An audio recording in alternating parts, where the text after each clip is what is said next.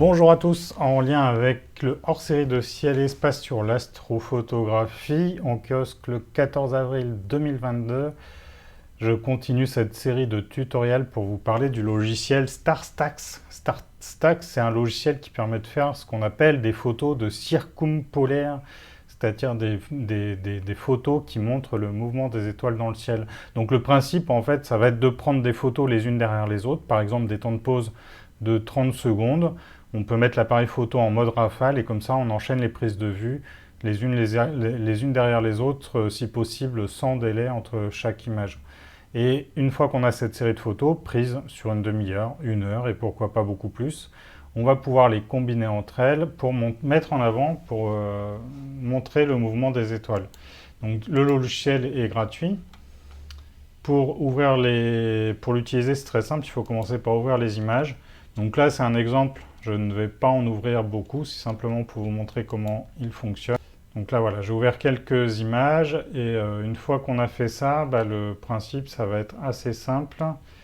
On peut lancer directement le traitement ici, mais on peut aussi faire quelques réglages avant. Alors dans une image, on peut avoir ce qu'on appelle des pixels chauds, c'est-à-dire sur le capteur des pixels qui se comportent anormalement, qui sont trop sensibles et qui vont s'exciter un peu tout seul, et ça va faire des points lumineux dans l'image qui ne sont pas des étoiles. Ça, on peut le corriger en faisant une image de dark. Donc là, je vous renvoie au hors-série, il est expliqué comment faire. Et donc, on peut ouvrir ici une série d'images de dark qu'on va appliquer. Ici, j'en ai pas, mais sachez simplement que ça existe et que vous pouvez corriger ce défaut. Si j'ai choisi une série d'images de dark, ici, je coche soustraire les dark, donc dans le menu qui est là-haut.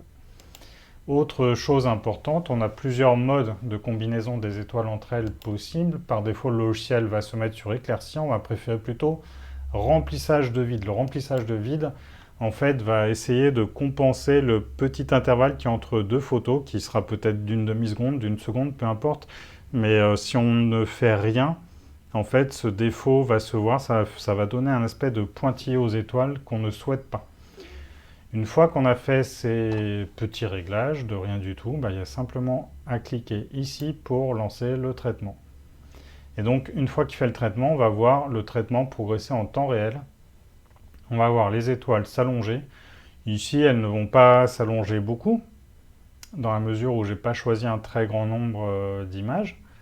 Mais en tout cas, voilà, ça va faire ce filet d'étoiles. Alors, quand on fait une circumpolaire, il est souvent judicieux d'inclure l'étoile polaire dans le champ. Ce n'est pas le cas ici volontairement, parce que le sujet c'est l'observatoire, en plus on a la Lune, Vénus. L'autre façon de faire qui peut être intéressante, c'est d'avoir l'équateur céleste au milieu de l'image. L'équateur céleste, ça va être la zone dans laquelle les étoiles vont filer tout droit.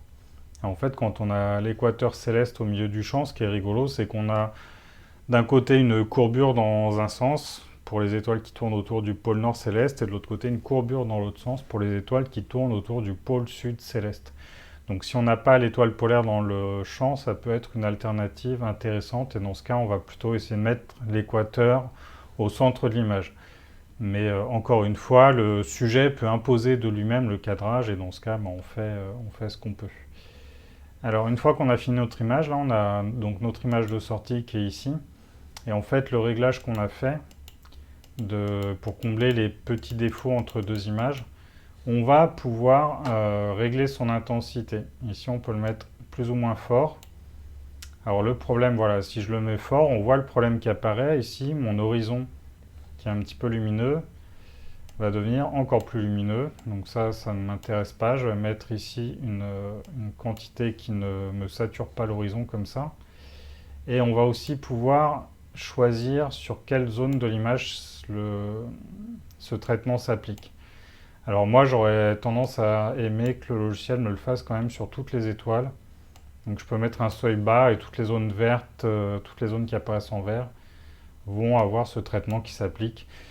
Du coup, ça va me l'appliquer sur le paysage, mais c'est pas grave en fait. Par exemple, si j'ai une dameuse qui se déplace dans la montagne, si le logiciel essaye de compenser le trou qu'il y aura entre deux photos sur une position de dameuse, c'est pas grave. Donc là, je peux ensuite enlever les seuils là.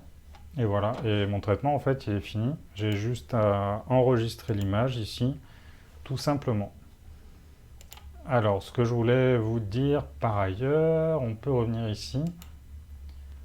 Je vais faire un tutoriel sur les timelapses, comment mettre le ciel en mouvement. Les timelapses, en général, ben, on montre les étoiles qui se déplacent.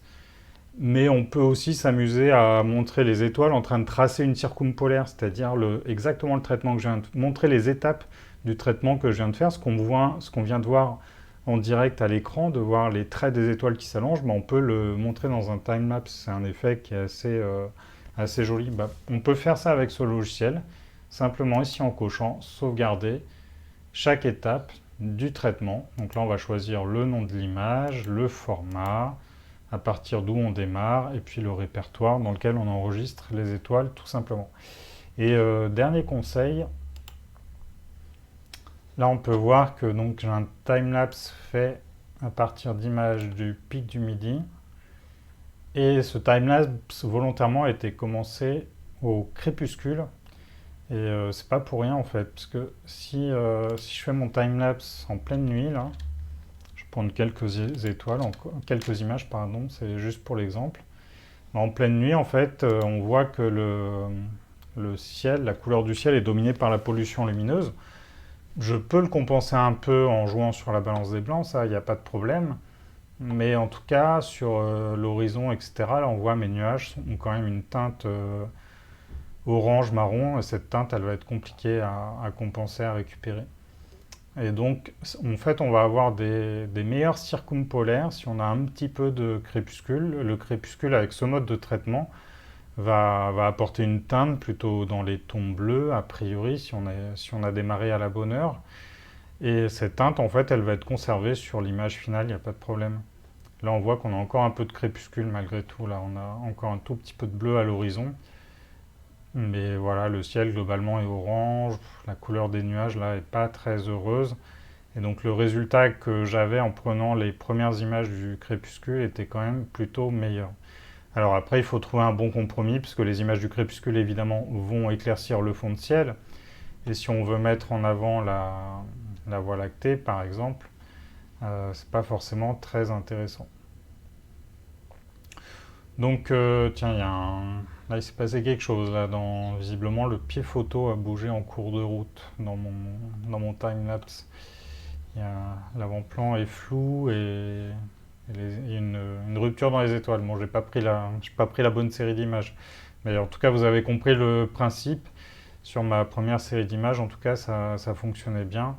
Donc le logiciel est gratuit, il est facile à utiliser, c'est vraiment un petit tuto très très très très facile et qui vous donnera la possibilité de réussir à coup sûr vos premières photos du ciel. C'est le principe de ce hors-série. Donc pour rappel, ce hors-série, donc il est en kiosque pendant 2 mois, à compter du 14 avril 2022. Au-delà de cette période, parce que si ça se trouve, vous verrez cette vidéo et le hors-série ne sera plus en kiosque.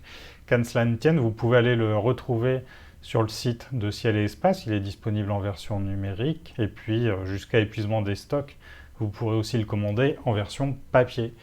Et puis, pour finir, cette chaîne, ces vidéos sont gratuites. Donc, n'hésitez pas à nous soutenir. Vous pouvez cliquer sur le pouce bleu, vous pouvez laisser un commentaire, vous pouvez poser vos questions, bien entendu. Et surtout, n'hésitez pas à suivre la chaîne de Ciel et Espace. Et je vous dis à bientôt.